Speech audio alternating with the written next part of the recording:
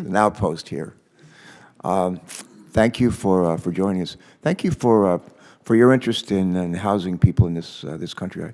I'm a recovering governor. Some of my colleagues are also recovering governors. And when I was governor, we've created something called the Family Services Cabinet Council, which about 7 different departments of state government that focused on helping families, strengthening families. And one of those was our State Housing Authority. We focused for 8 years on trying to make home ownership a priority and a possibility for all kinds of people. I think when I stepped down as governor, we may have been in terms of the level of home ownership in I think we might have been number 1. And I'm very, very, very proud of that. There's a verse of scripture in the Bible, I think it's in Matthew, about when I was hungry, did you feed me? When I was naked, did you clothe me? When I was thirsty, did you give me to drink? When I was a stranger in your land, did you welcome me? It doesn't say anything about when I didn't have a house to live in, or I was living in somebody's apartment, or I was living under a bridge or in a car. But I think the inference is the same, did we do anything about it? And it's not just on the federal government. It's not just our responsibility. It's not just on state governments or county or local governments. It's not just the nonprofits. It's not just the church community. It's really all of us. This is a team sport and a shared responsibility. And part of that responsibility is ours. And everything I do, everything we do, I know we can do better. The Constitution of our country, which Delaware was the first state to ratify, starts off with a preamble that says, we the people of the United States, in order to form a more perfect union, that's what it says. We the people of the United States, in order to form a more perfect union, and our founding fathers knew that everything we do, everything they did, we could do better, and we know the same is true today. So hopefully this hearing today, and I commend our chair and ranking member for pulling us together. This is a topic that's a mind for me and a whole lot of folks that I represent and others, my colleagues, do.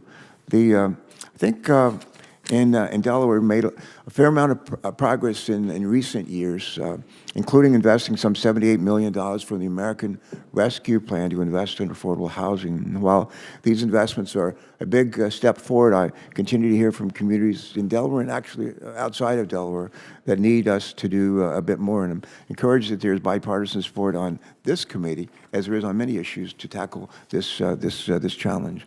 I often tell my state we ought to figure out what works, do more of that.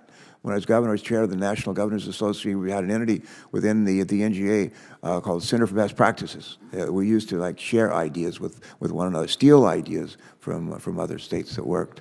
Fortunately, we have a number of proven tools to address those challenges, including tax incentives, including grants and other financing options. And these tools often complement each other, working hand in glove to support new housing construction. I got a question and I hope I don't screw up your name. Wilson, how do you pronounce your last name? Janot? Janot, very good. Has your name ever been mispronounced? Just once or twice. Okay, how about today? No, hopefully not. And you, Ms. Janot, and also Ms. Scott. Ready? Okay. What are some of the existing gaps in financing that hold back the development of affordable housing? And what types of federal investments will give us the best, if you will, bang for our bucks to address this challenge? Ms. Scott, you want to go first?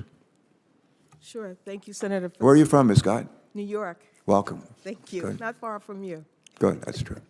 In terms of the gaps, I think the biggest gap we've talked about is our inability to achieve affordability across a broader spectrum of people, and that the range of families that are experiencing affordability is growing.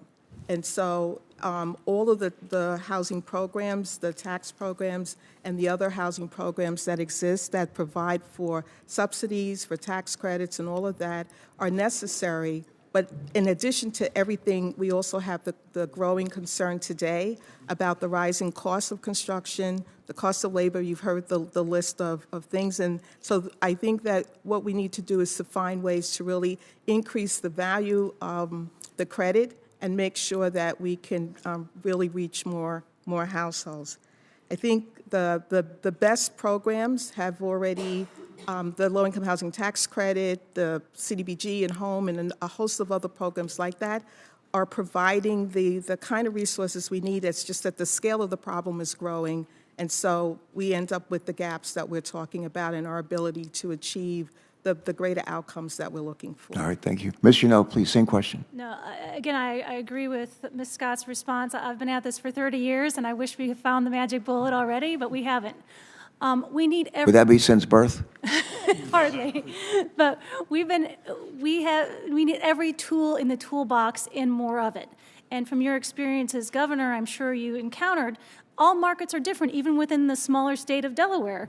A number of the housing markets are different. So the ability to have different tools, both subsidy tools as well as tax tools, as well as, to Dr. Calabria's point, the ability to be flexible about local and state regulation, all those things need to be available, and we need to piece them together in different communities to make them work for people that need housing. Good.